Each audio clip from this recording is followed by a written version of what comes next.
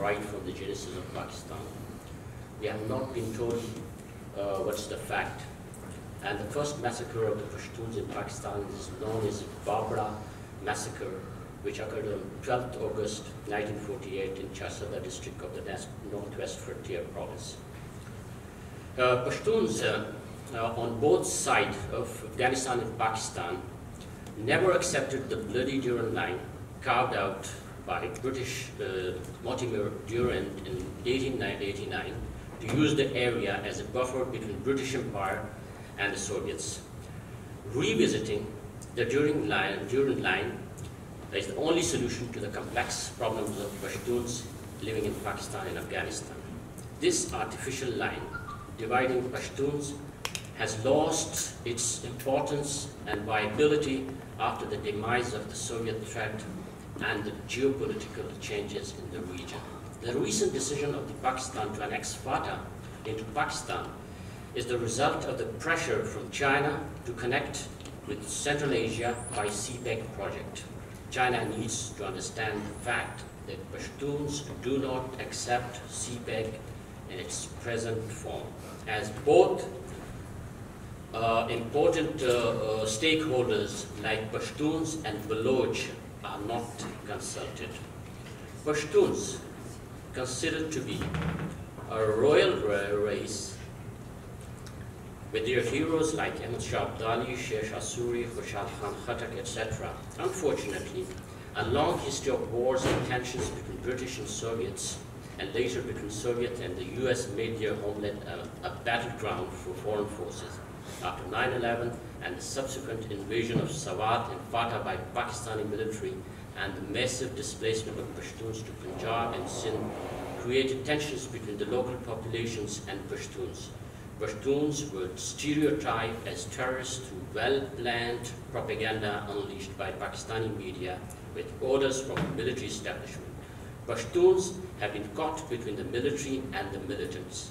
While the military operations in FATA and KPK destroyed the economy and social fabric of Pashtun society, the $33 billion earned from US for war on terror were used to develop Punjab. Miran Shah Bazaar in Waziristan and Bada Market in Khyber Agency, grand commercial centers in tribal areas, were razed to ground and looted by Pakistan Army. Pashtuns were the main victims of the terrorism rather than terrorists. And they badly needed help from betrayed by the Pakistani state by neglecting their needs, and were further humiliated on a daily basis by military, treating them like terrorists and criminals. This sense of deprivation boiled to the point that the Pashtun educated youth turned out to the streets and protest against those atrocities like humiliation at the military checkpoints, racial profiling, enforced disappearances, and arbitrary killings. Pakistan is considered to be looting and plundering the resources of Pashtuns. According to Said Alam Masood, KPK is energy surplus province but still suffers from hours of load shedding on daily basis. KPK produced the cheapest hydroelectricity of 5,700 megawatt, while its consumption needs are about 1,500 megawatt. The cost of the hydroelectricity is 1.25 rupees per unit, but the same electricity is resold to Pashtuns on 19 rupees per unit. Electricity is provided by KPK, but its distribution is controlled by Punjab. Even the royalty of electricity produced is not given to Pashtuns. KPK has the potential to produce over 70,000 megawatt of electricity, but due to central control, it is not allowed to exploit this potential. KPK provides for more than half of the oil demands of Pakistan and produces gas also. But the oil refineries are established in Punjab, which deprive the Pashtuns of thousands of jobs and their right to exploit and further explore the energy potentials in the region. Similarly, no royalty is given to the Pashtuns for these also. For uranium produced in Karak and Lucky Marwat areas, with the excuse that it's a defense matter. When it comes to treating the cancer patients caused by radioactivity of uranium, nothing is done.